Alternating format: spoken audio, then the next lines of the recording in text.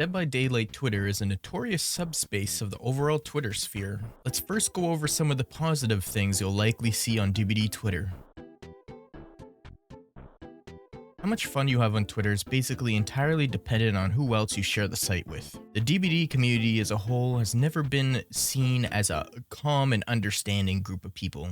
What fucking hacks? Go fuck yourself, you fuck. Comp players. Even though comp players only take up less than 0.059% of the player base, they're almost always in the center of DBD related drama.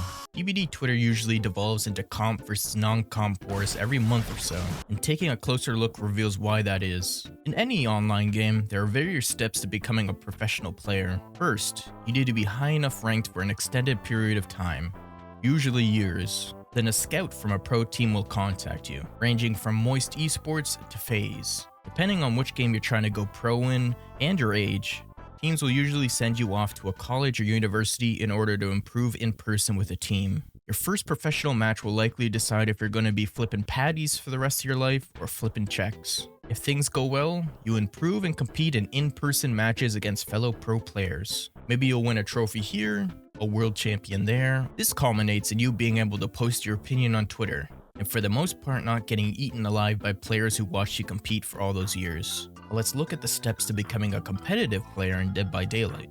You sign up to a Discord, you fill in a form, you do tryouts, you post your opinion on Twitter. As I'm sure you can see, this is a problem, because Dead by Daylight is a party game and was never successful in having a full-fledged pro scene. No one takes what they say seriously, and all comp players hate that. Not to say there are no comp players that a majority of players know and respect, because there are, due to the lack of support from both the developers of the game and the esports brands that give the game a lot more credibility towards the competitive scene. Normal Twitter users just think that comp players have inflated egos, and most comp players think that non-comp players or casuals are all terrible at the game. Tier lists. Now you see a large amount of these anytime you scroll through DBD Twitter. You're probably thinking, tier lists are fun. You could see other people's opinion on game balance. And that's where you're wrong. Every time you see a tier list on DBD Twitter, it will never be about the game balance. Instead, you'll learn who has the best looking feet, or who would be the best suited for the role of President of the United States.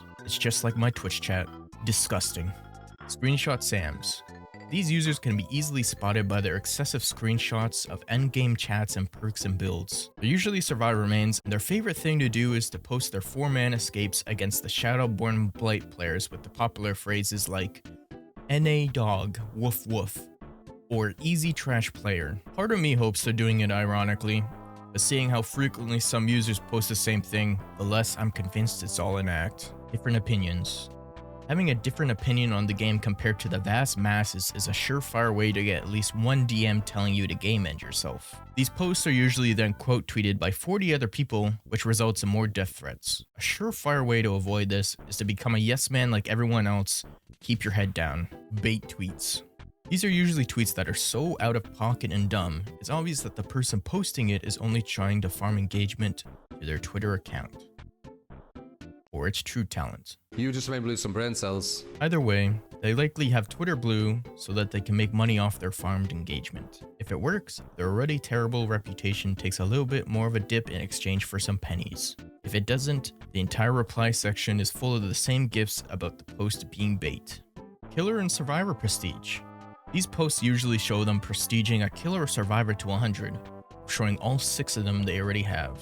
This is personally information I'd never want to be leaked to the outside world, as it's perfect female repellent. Since you use Twitter already, your chances of getting laid were already rock bottom, but now it's even worse. Clown clippers. These people have nothing to do with the clown, but instead clip plays and chases in order to make fun of the other side. A lot of these clips are just mean-spirited and intended to clown on the 10-hour trapper as you loop him with your 8,000 hours. Chad clippers. These posts are a mix of both killer and survivor clips. They're usually posted by Europeans who want to show off their mechanics and their 5,000 hours they dumped into Wesker or Huntress. They almost always have their favorite killer as their profile picture to show their unwavering loyalty to the Flick and Orbital gods for another blessed day of sitting at their computer desk for another 13 hours playing the same killer again and again. Leaks and releases. Whenever a new chapter gets released, almost everyone who has a Twitter account will post about it at least once. Usually it stops there. unless it's received negatively. This goes on for at least a week straight until everyone finds something else to get upset about, and the cycle continues. I was joking about nothing being good on Twitter.